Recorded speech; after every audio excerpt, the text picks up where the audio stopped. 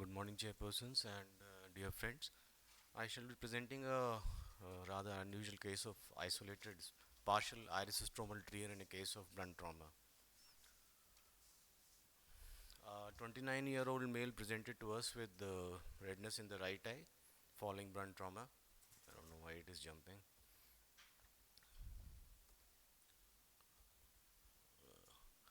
And there was no history of any previous recurrent red eye trauma, any treatment or systemic illness. Best corrected visual acuity was 6.6 in both the eyes. Torchlight showed why this is periorbital ecchymosis inferiorly with subconjunctival hemorrhage with normal pupillary reactions. Slit lamp examination showed few fine pigmented keratic precipitates on the cornea with normal anterior chamber. Now the right eye iris showed a cleft of 1.522 millimeter long at 8 o'clock hour in ciliary zone merging with a crypt. That was 0.5 millimeter away from the root of the iris with partial splitting of the stroma. And as we can see here, yes, and there was exposed whitish collagenous tissue with no transillumination defect. The left eye was normal without any altered iris configuration. Intraocular pressure, gonioscopy angles and fundi were normal. So a diagnosis of isolated partial iris stromal tear was made and patient was started on moxifloxacin eye drop and advised monthly follow-up after 10 days of treatment. Literature was reviewed and a diagnosis was reaffirmed. As we all know, blunt trauma to the eye ranges from simple subconjunctival hemorrhage to serious lesions like choroidal or retinal rupture and or a globe rupture, and it has been found to be a major mode of injury in South Indian population. The precise mechanism of intraocular damage following contusional injury to the eye is not well understood, although the damage can be attributed to equatorial distension of the globe following anteroposterior compression. Now, many iris abnormalities are found following injury, which can be seen here, but none was found in our case, like iridodialysis or pupillary sphincter tear. Why this is going? I don't know.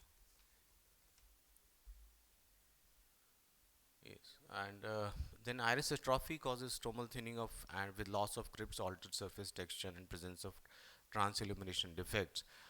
Diffuse or segmental atrophy following inflammatory disease are also seen in certain cases, but none of these features were found in our case.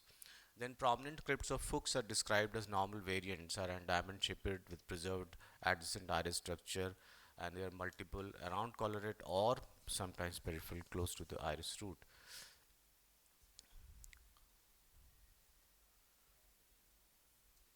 So in our case, preserved iris texture adjacent to the cleft and normal left eye configuration excluded congenital defect clinching the diagnosis. The isolated partial stromal tear is unknown, and explanation for such a presentation in our case is probably a young age and robust tissue strength which prevented a full tear. Then the indirect blunt trauma in that particular case was probably in the same clock hour with, as we can see from the subconjunctival hemorrhage, and that prevented a kind of a tear in other parts of the iris, and patient was advised follow-up for possible development of iridocytosis and glaucoma. To conclude, the case emphasizes a need for cautious assessment of ocular structures on initial presentation. Whitish appearance of exposed collagenous tissue can be misdiagnosed as iris atrophy on cursory examination, and both eye examination under magnification is crucial for correct diagnosis. Thank you. Thank you, Dr. Anup. Yes. So it's a good presentation. But you said this eye is a blunt injury. What type Yes. of blunt injury it was? It was a road traffic accident. It was a road traffic accident. How did he got it? He fell from his bike. Down to Bike. the Yes. down to the this thing. Okay, in the floor or this Yes. road only. Yes, road. Okay. So with this, you have already told there are many normal variants Yes. of iris atrophy, and your specificity on that point of iris atrophy. Uh, how did you confirm and did you dilate it? Yes. Did you Yes. do a transillumination test Yes. to know? We did a retinal illumination test on the slit lamp also. Did you dilate it? Eye? Yes, we did a complete examination. No, why I'm asking is that Yes. if you get a blunt trauma with that sector of temporal this thing, and you get a corresponding hemorrhage, which you only validate Yes. because you get a subconjunctival hemorrhage at the same place Yes. where the iris atrophy is there, and then isolated one spot, I personally feel may not be due to trauma at all. Because you see, unless you dilate it, unless you see the iris prints, imprints of iris pigments on the anterior lens capsule, you just to extrapolate data from dew color, you cannot say that it is due to trauma. With that once, that is why I'm asking this question: that how do you validate your findings? See, the point is that it can never be validated by any kind of a data, and these some things are always diagnosed first time. So this is what we feel. This is our hypothesis.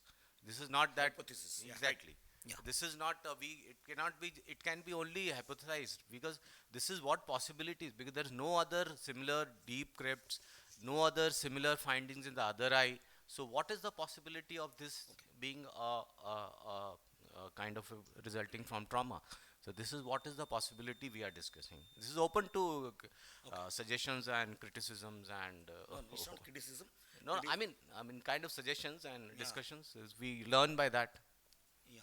With that much of trauma, if you get Yeah. a iris this thing, I would expect some anterior segment changes, at least an hyphema or little bit See, this thing, another reason which I think is some because dialysis, something like because that. the impact probably was saved from the by the orbital rim, Okay, that probably absorbed some part of the impact, and the impact, the only a partial impact happened in that particular zone, that particular clock hour. So result, and patient being young, so the iris probably was strong enough to withstand that kind of a trauma. So only a partial tear happened, and maybe it was continuous with a crypt, which that crypt got extended. This right. is all the possibilities are there. So how long you want to see the patient after At the least three injury? to six months. That's Three to fine. 6 months are enough See, for. unless we see 6 months is good enough a time for anything else to happen. Even if we consider of angle recession or any other retinal problem or kind of 6 months, we feel that unless the patient is having us kind of any harbinger of any kind of a change, 6 months is a good enough time.